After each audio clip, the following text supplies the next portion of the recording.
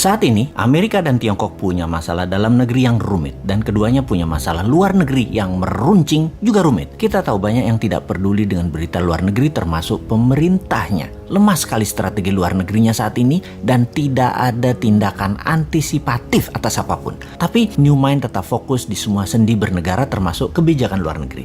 Kita bahas dan apa efeknya untuk Indonesia. Adakah ancaman resesi keuangan Amerika yang katanya punya hutang yang jatuh tempo Oktober tahun ini?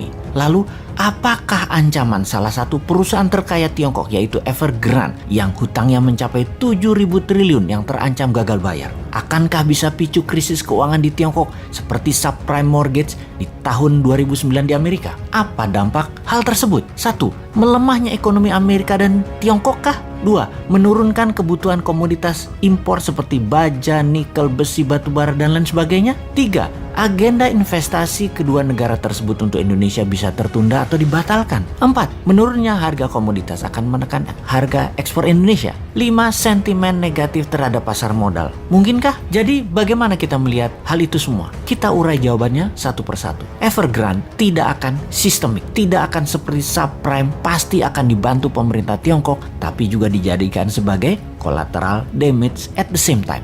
Tesis common prosperity atau sosialisme garis keras akan berlanjut dengan beberapa penyesuaian atas beberapa tesis yang tidak nyambung dengan tujuan jangka panjang Tiongkok. Salah satunya kripto yang sudah mulai dilarang di Tiongkok selain mengambil sebagian kekayaan orang kaya di Tiongkok. Capital flight sudah dan akan terus terjadi dari Tiongkok dan Hong Kong. Beneficiary-nya atau yang diuntungkan justru Singapura dan Malaysia. Ini yang di Asia Tenggara, bukan Indonesia. Di Singapura sudah sulit saat ini untuk cari Rolls Royce dan properti lux karena sudah diborong oleh orang Tiongkok dan orang Hong Kong yang hijrah. Mereka juga sudah banyak yang mendaftar untuk jadi PR atau permanent resident dan warga negara Singapura. Jadi kita detailkan untuk menjawab pertanyaan.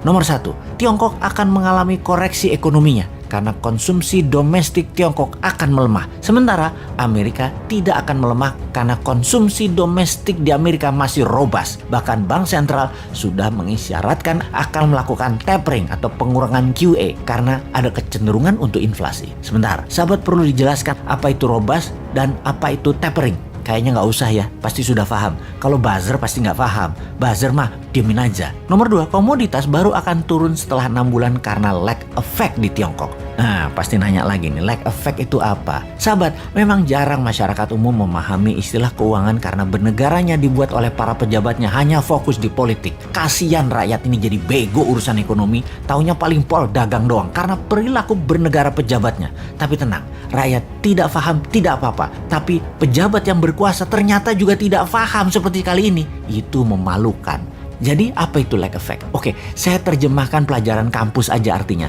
Bahasa Indonesia cari dewe ya.